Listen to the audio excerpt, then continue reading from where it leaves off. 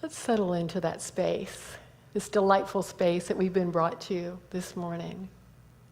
We feel so incredibly blessed to be together like this. We bless that energy, we embrace it, we keep it, so that when we leave this space, we carry it with us, and we are it out there. That's the title of today's talk. We are that. We are that. All those things we've been singing about and praying about and meditating, we are that. Now, my white stone for last year that I wrote was infinite possibilities. Infinite possibilities. I thought I was going to write that same thing this year. I intended to write that same thing this year, but that's another talk. Infinite possibilities. For that's truly how I see my role here, is to hold a space for me, for you, for this community of absolute infinite possibilities, unlimited potential. To hold that space. That's the role that I see for myself, and I see that as the role for each one of us. For all of us, if we're not going through something ourselves, we know someone who's going through something.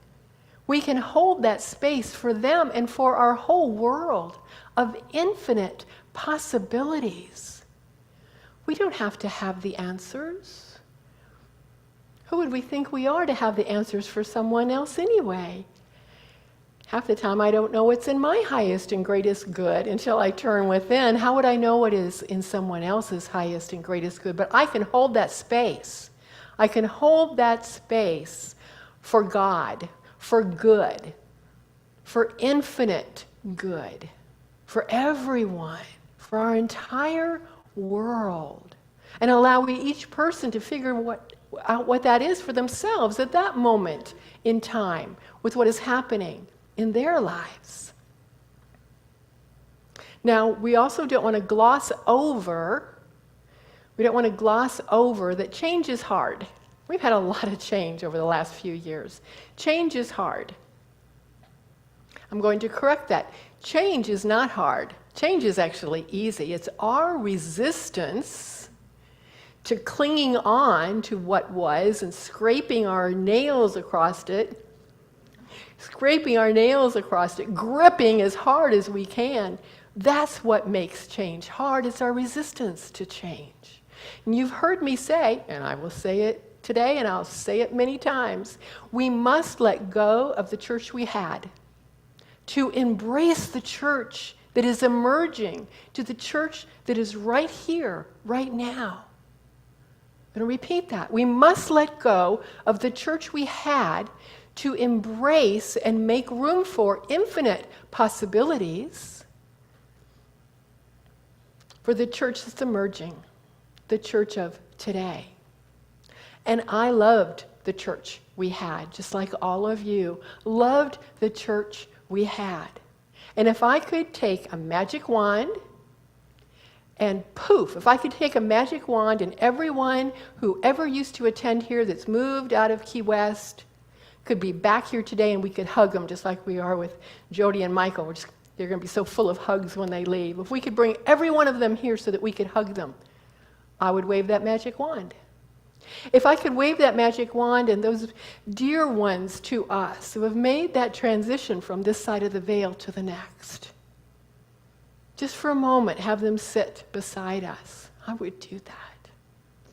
If I could wave that magic wand and those people, members of our congregation, dear ones that are still here and have made different choices, and just invite them back for a day to love on them. And there's just a few that have made that decision. We bless everyone on their path, but if I could have them back to it for a day to love them, to hug them, I absolutely would. It would be marvelous, wouldn't it, if we could have all that happen in one day, pre-pandemic, right here. Absolutely. And everyone's on their own spiritual journey. Everyone has their own path that is their spiritual path. And we honor all pathways to God. Don't we say that? We honor all pathways to God. Sometimes side by side, linked arm in arm with us, and we love that. And at times, it's a different path. And we must bless that also. If we're going to be true to our word, we must bless that also. For if we continue to have our vision on the past, we are not going anywhere. For life is always ever moving forward. Life is organic. Life is moving, it's adapting, it's transforming. That's what life is. And so to be part of that energy of life that we feel here in this room right now, we must turn our vision forward, while at the same time recognizing that we loved things before. We can love them also. Don't gloss over our grief, for I feel that too at times. Whatever your before is, it might be, well, before the pandemic, or it might be before the hurricane, and you can kind of fill in the blank there, because we've had a few. It might be before Reverend Evelyn retired, which was 23 years ago this month. 23 years ago. Whatever our before is, before when we had a music director that was on staff and our music team, we had so many members they couldn't all fit up here. Okay. That before.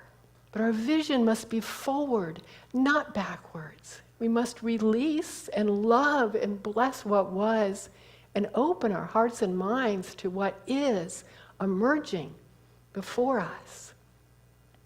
It's important to know also that everyone is grieving something. Everyone is grieving something. It might be a big something, it might be a little something. It might be a dear one, a loved one, a beloved that's not here anymore. It might be a pet companion who's no longer here. It might be a change of job. It might be a change of income. It might feel like our security is gone because we're not part of a revenue stream we were part of before. It might be a change in our physical body. I'm not seeing as well as I did the last time I went to the doctor and they had to improve my glasses, or I'm not hearing as well, or I don't have as good mobility. Don't have as much energy. My physical appearance perhaps is unwelcome. Whatever it might be, change is difficult because we hang on to what was.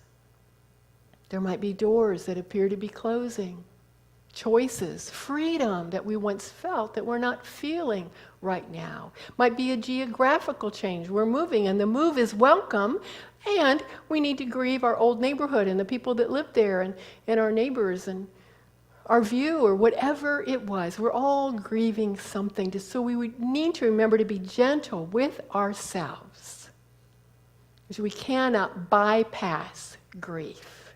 They call that a spiritual bypass. Oh, it's all in divine order. Yes, it is all in divine order, and we're human and it hurts, and we need to honor that and at the same time not get stuck in it.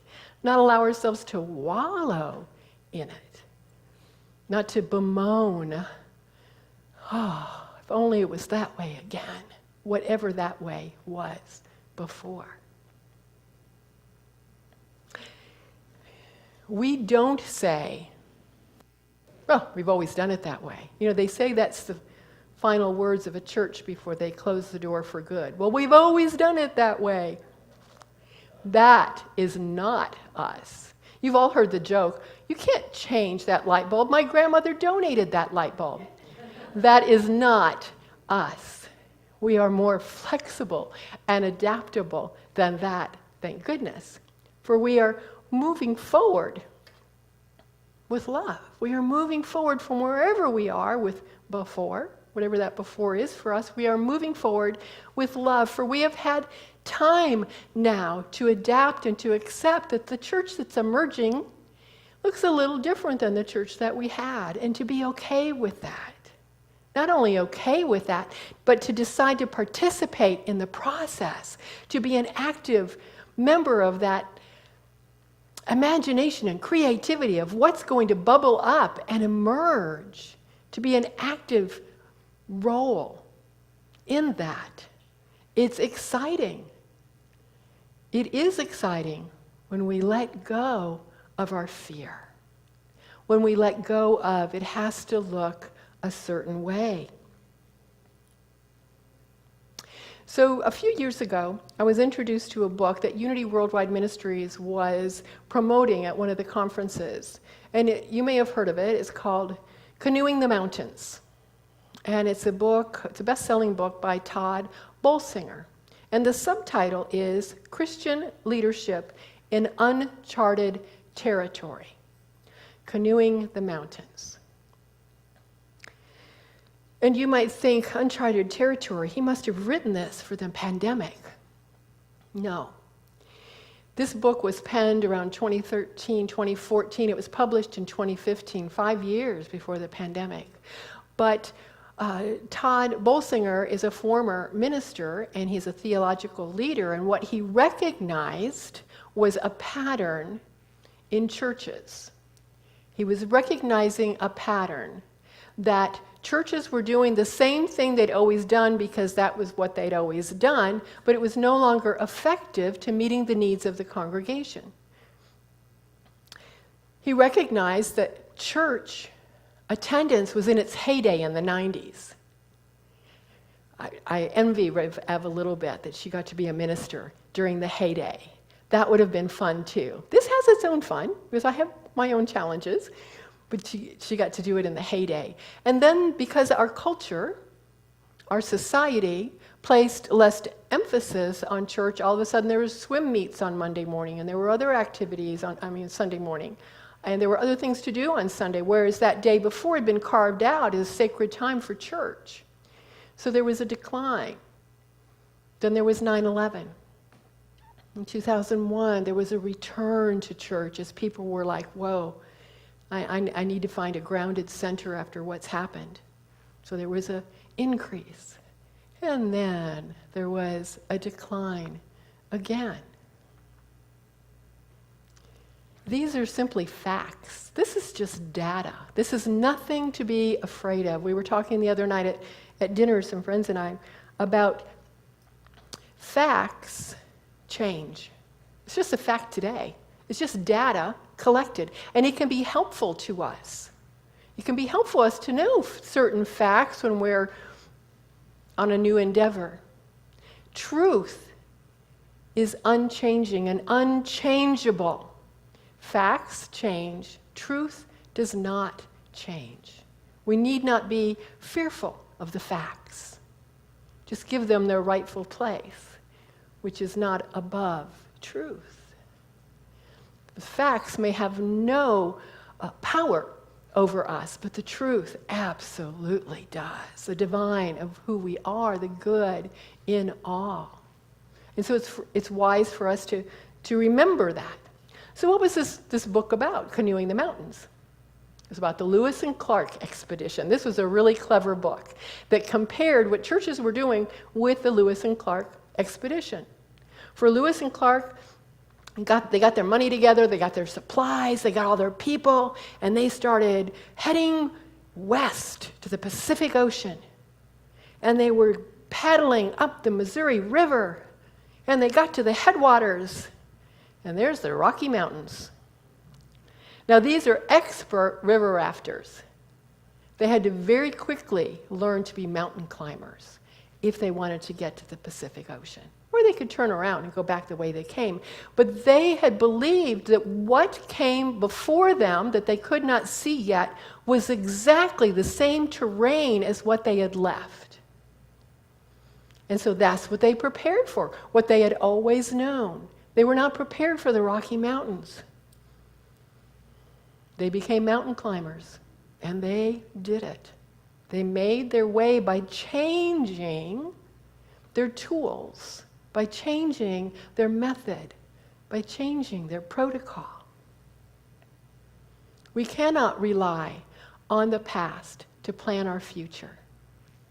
It'd be like we're carrying canoes over our heads, okay? It's heavy, it's weighing us down, and we can't see very well. The canoes here can't see very well. We cannot even see what's manifesting before us, what's unfolding before us, because we are just determined to carry that canoe. Instead, we can choose to lay that canoe down without attachment, knowing there's some things in that canoe we're going to pick back up. Some of those things, we are going to pick them up and carry them with us because they're valuable. They're truth teachings. They touch our souls, and we want to share them in the future. But we don't need to haul that whole canoe forward. Please know, this is scary for me too. My world before I came to ministry was as a human resources executive in the corporate world. I had manuals across the back of my office with every policy, procedure, and protocol you could imagine for anything that could possibly happen in the industry in which I worked. I just had to pull the manual out. Here's the formula. This is what I do. So for me, and I mentioned this a little bit last week, to dip my toes gingerly into this beautiful, magnificent field of creativity and imagination was daunting to me. Brought up a lot of fear for me. I wanted to haul that canoe with me. But we learn that we don't need the canoe. We learn that there's great freedom and excitement in that innate imagination that we have, that creativity that we have. It had not been part of the fabric of how I lived, but I truly believe it is our true nature. Otherwise, why do we feel so joyful and excited and energized when we create? And I'm speaking to the choir here, because I've never known a group of more creative people than you all. And I think part of it is that, my gosh, you're on an island, and quite often you have to make your own stuff if you want stuff. And so you're so accustomed to that creativity that it touches me and it encourages me. And you, if you're, haven't lived here like a gazillion years, you may have felt that too. Ooh, I like this energy because people create things. They rely on themselves to do things. I've never known a community that has as many sewing machines as right here in this room.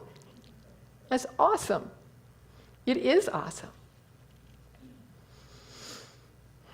And yet, when we are facing something big, we want a map, or we want an arrow, a big sign pointing us that this is where we should go, this is what we should do, something outside of us, a big light shining, saying, take this path. But when we turn to the gospel, when we look at the Gospel of Matthew this morning, chapter 5, it's the 14th verse. It says, you are the light of the world. You are the light of the world. The light that we're looking for to shine on that path is within us, each one of us.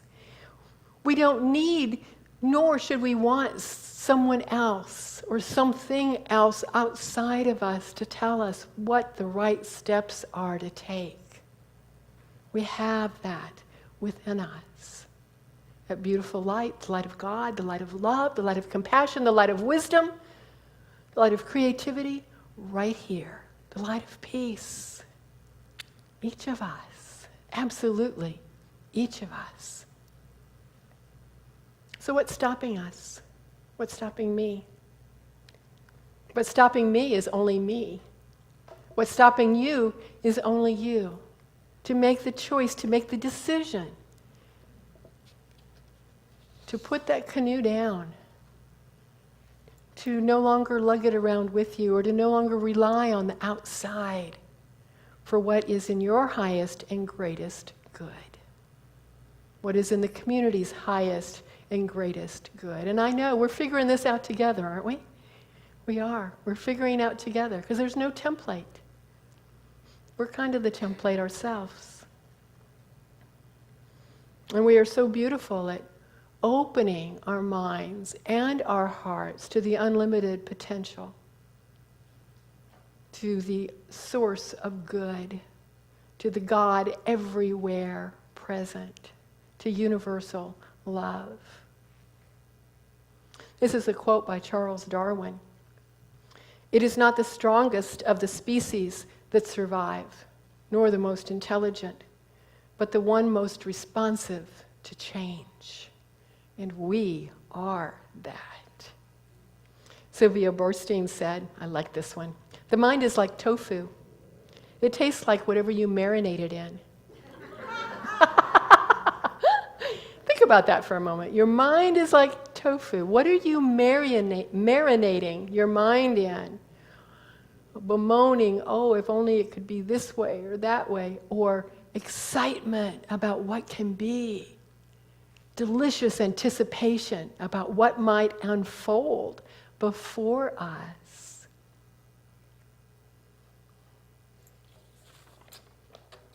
Whenever I speak to folks at Unity Worldwide Ministry or leaders out in the field, they are so incredibly proud of what we are doing here and how we are doing it. Our technology, the fact that we've been able to figure out how to Zoom and do live, there's churches that are still struggling with that. I feel so badly for them.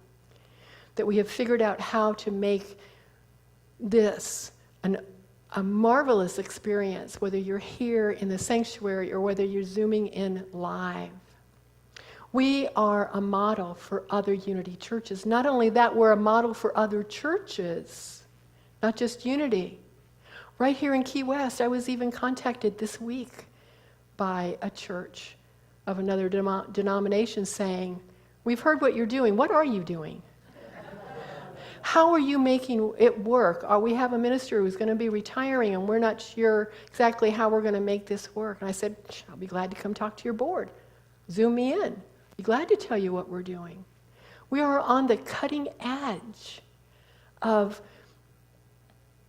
what is happening in the church of today. It's no longer even called hybrid church. Now it's just church. It's just how we do things. We are on the cutting edge. And it's beautiful how we've all come together for that to come together. The last quote I'd like to share with you is one from Reverend Temple Hayes. And she penned it over 30 years ago. She came in, she wasn't the original minister at my former home church, but she came in and was my senior minister for many years. And she said this: "This is the greatest moment that you and I have ever lived. We have never been better or greater or more alive than we are today. For as long as we believe there was a better yesterday or that tomorrow holds some guarantee, we will miss out on the greatest moment we will ever know. That is right now and right here. This is the greatest moment we have ever lived." That's the end of her quote. We are that. We are greater in our spiritual beliefs, more grounded in our prayer practices. We are more open to what the divine is holding for us.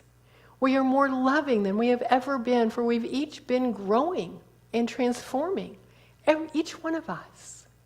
This is the greatest moment that we've ever lived. We are that. And I thank you for walking this path with me. I know sometimes we're going uphill, sometimes we're going downhill, there's detours, it's rocky, sometimes it's even mucky, but it is always with great, great love. Thank you all. I bless you.